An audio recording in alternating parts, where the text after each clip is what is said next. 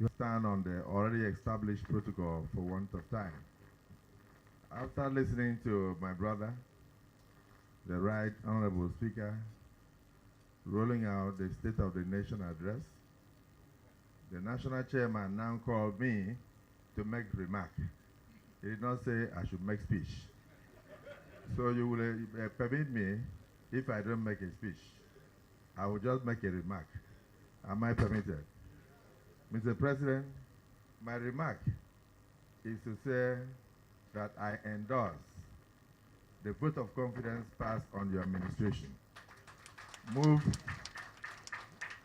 by the APC governors who are working directly with you in the executive arm of government. For them to even confess here, this is a day of revelation and confession that you have tripled the revenues that the revenues that go to the state by your policies. That is, for me, the most eloquent testimony of your performance so far in office under 2 years.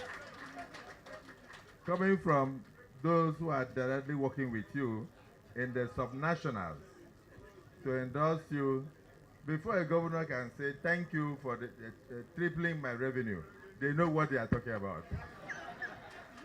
So I can only say congratulations. No wonder very recently one of the tabloids that sometimes tend to criticize the APC administration gave you a surprise award of Man of the Year. So I want to congratulate this day for recognizing you as Man of the Year. Why Man of the Year? A man who took the tough decisions. A man who chose development to politics. A man who chose the people above self. A man who decided to think of the next generation instead of thinking of the next election. You have always been a master strategist, but I've had interactions with you since you became president. And you told me that the situation of the country was such that nobody should think of election. Let us rather think of the survival of the nation. So we reflect on when you took over as president of Nigeria, and we realized that we did not know where we were going. Among the things they did not say was the fact that in previous administrations, to even undertake payment of salaries, they needed to print the currency without any production, without earnings. But under you, ways and means have been brought to an end. So I want to congratulate you. From the Senate of the Federal Republic of Nigeria, I can report to the NEC that our number is improving. We are growing and swelling by the day. Unfortunately, one of those who joined us from the lone party of the YPP, distinguished Senator Ifeanyi Oba, is no more. And we can only say, may his soul rest in perfect peace. We've had a lot of defections. We have more coming. We have very recently gained a friend of Governor Yari, who I must thank for sponsoring all the retreats so far done by the party. His name is Ned Nwoko, and he moved in a tsunami way from Delta and brought almost all the remaining people in Delta State that matter politically into our party. So National Chairman, congratulations. And I must say also that this is the first rancor-free National Working Committee of our great party under your leadership. You are very organized. Yesterday at the caucus, you could see that everything moved according to time, and every paper was well prepared, and your address was concise and straight to the point. What then is my job as Senate President and Chairman of the National Assembly is to endorse the speech of the Right Honorable Speaker, is to endorse the speech of the Chairman of the Governors Forum, Governor of Imo State. But I must say that it is not yet Uhuru.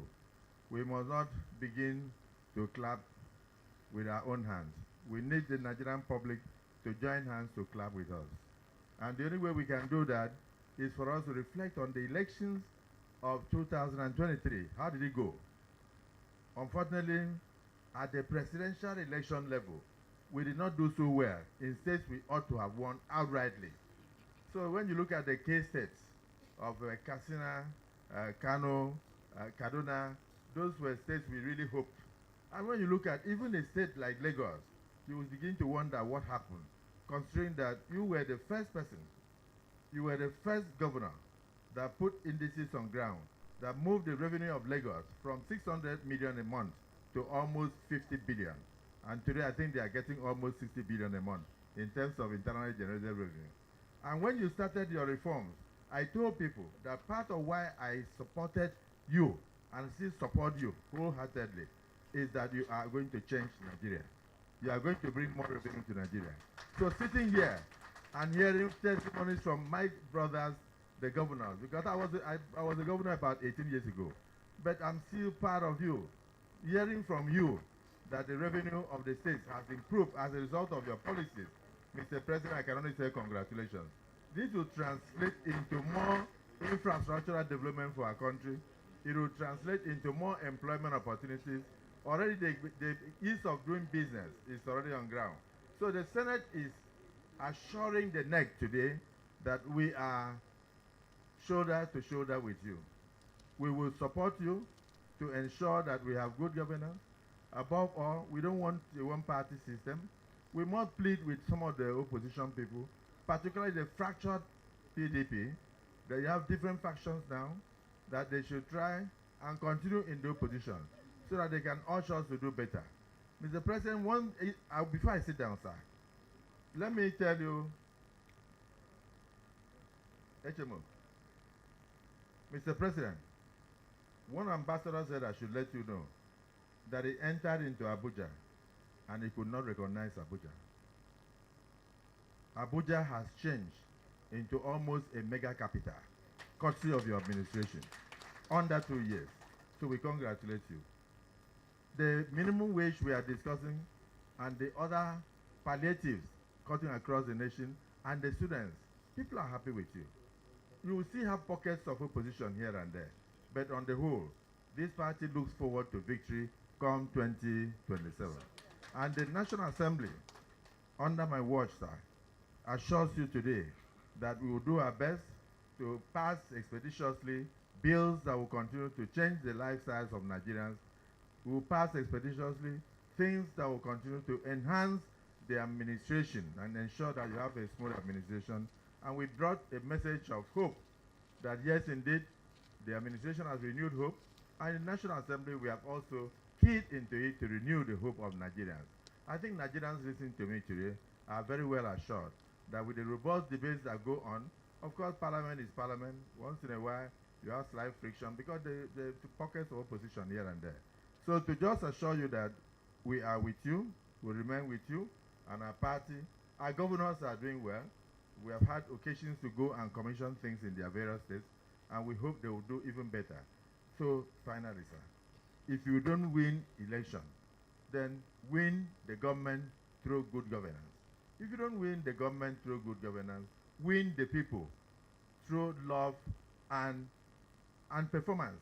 What is happening to you today, sir, is that you have won the heart of Nigerians through performance, taking very difficult decisions without caring about the future of elections. For this, I say congratulations, sir. But let me end by saying that Governor Ganduje, the national chairman of our party, has also performed tremendously well. And I want to say that together with the working committee of our great party, that we should also, even if we don't say vote of confidence, whatever name we want to call it, let us say that we pass a vote of, a vote of what? Affirmation to the progress made so far by the National Working Committee under your leadership. And of course, also pass a vote of confidence on the APC governors who are doing so well and making us proud. And so I move that those two motions be carried by the NEC. I so move. Thank you for this opportunity.